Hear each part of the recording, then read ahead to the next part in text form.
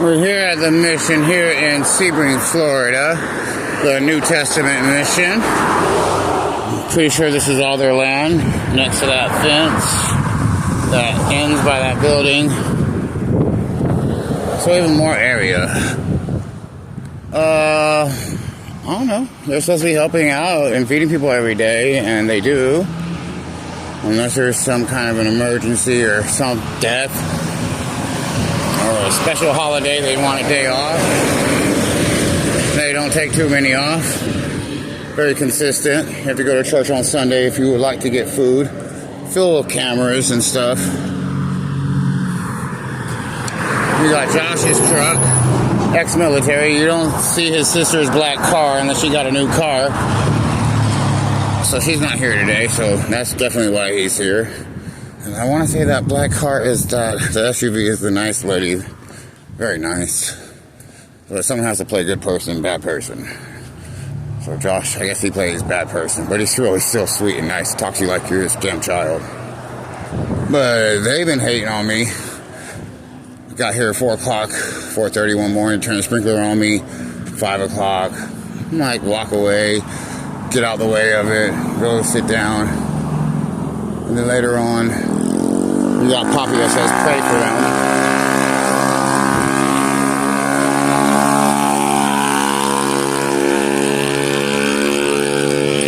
Because later on that day, Josh, lovely Josh, after lunch, I'm still sitting there doing my thing. And before that, when I was getting some clothes, right before lunch, he's like, you can't be here this early. We close at 8 and we open up at 9. So if you do, we're going to have to trespass you or get the law involved, some shit like that. So I give him a thumbs up. I'm like, yeah, I got you. No problem. Thank you. So we all finally get lunch.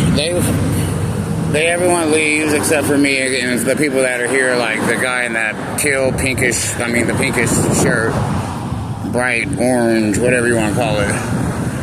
He stays here all the time. He's always doing drugs and everything, giving his pills out to people here, even getting caught on camera giving his stuff to people because they're watching that person for whatever reason.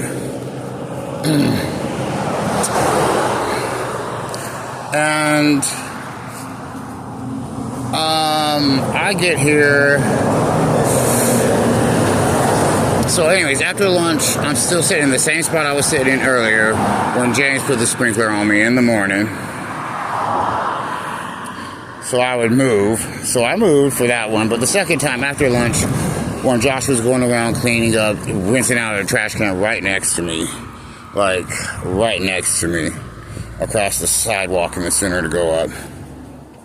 And I can't say if he turned it on or not, but he was there doing his thing and dumping out the trash cans with the water after he cleaned them out with soap. So then I'm sitting there like normal. The sprinkler comes on. I'm like, oh, so now they turn the sprinkler on again. Not unexpected. But it's a nice hot day in Sebring, Florida. So you know what? I lay there, I get wet. My sprinkler, it's not going to affect me to go anywhere.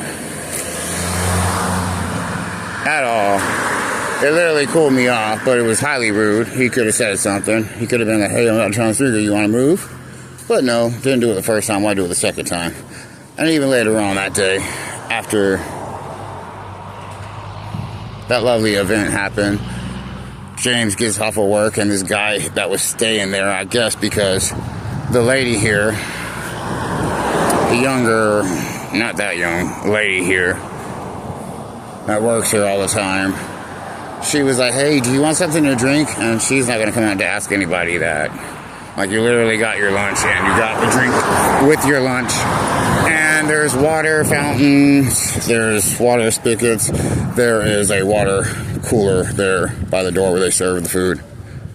And you can get your own. So she's like, hey, do you want a soda? He's like, nah. And I'm not looking at what's going on because I'm minding my own business.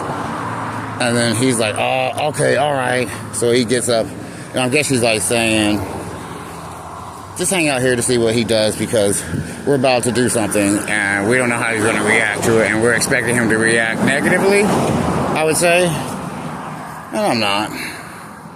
So he stays here. So by the time James finally comes here, he leaves. And I'm like, oh. So James is out there smoking weed. And I can smell it. Then he comes walking out in front of me on the sidewalk smoking this weed. And then I'm laughing at him as he walks back because I know he knows what he did this morning. He's like, what you laughing at? I was like, because you're coughing. LOL. So he makes some stupid ass conversation like, oh, who's drinking Four Loko? It's like, it wasn't me, dude. It was a guy on the motorcycle that was literally sleeping here all night next to the wall with his motorcycle parked across the road. And when he woke up, he had that big can. I couldn't see. I wasn't bothering him. I was minding my own business. So you were even out here at the time, smoking your cigarette, coughing, snorting your, shooting your boogers out your nose and shit. But you weren't paying that much attention, but I'm pretty sure you were. And because you just ate, nigga. He literally just ate at our friend's house. So why do you come here for a food bag for later? Or just see where the hell I'm at? Because right now I can't get in touch with my husband. I just got a brand new fucking phone number.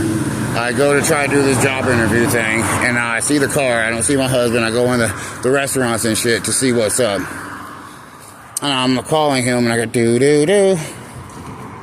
Like, okay. So I call my old phone number, which it rings and rings and rings just to give me that bullshit. And then it goes, whenever you would think you're being forwarded to voicemail, it goes, do. So I'm like, that's even stranger. So anyways, I was just down here at this house. He's like, do you want something to drink? I'm like, if you got some Paul makes on. He's like, my uncle's always with me. So I was like, well, cool. And then Cody over there was like, hey, I would like some water. So I was like, he kind of said it low. So I was like, hey, Cody wants some water. He's like, I know. So I'm like, okay. So he comes in there. He comes out with a jug of water and a cup, pours him a cup of water and hands him it all. And he walks back in the house all doodling, slacking, I would say stalling. And then I come out. But before I met George and I saw him, I was like doing the eye thing. I see you. So then he was all saying some weird shit. I don't even know, singing-ish.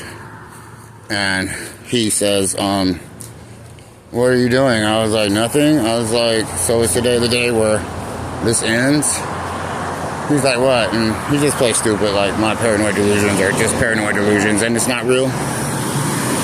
But we won't go there here. And I leave. I'm like, I don't got time for someone to be stalling, nigga. I'm all up in and out of the fucking, in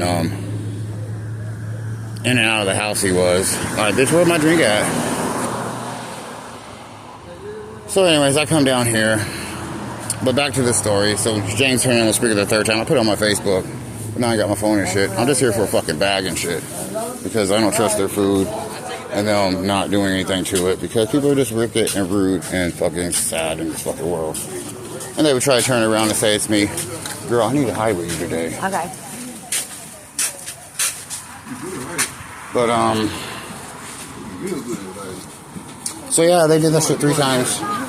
And then I tell the old guy over there, Poppy, a.k.a. Ray, like, you always sent evil motherfuckers, like, for being Christians and all. He was like, yep. I was like, yeah, Jesus wouldn't be doing that. He's like, I know. And the other day, the morning when we was getting breakfast, a shower, and some clothes, I saw him. I was like, you all keep being evil over there at the mission. He was like, pray for him. So it is what it is. But everyone's here getting their food, all the extra nasty water. It's good for another thing, but drinking, not too much.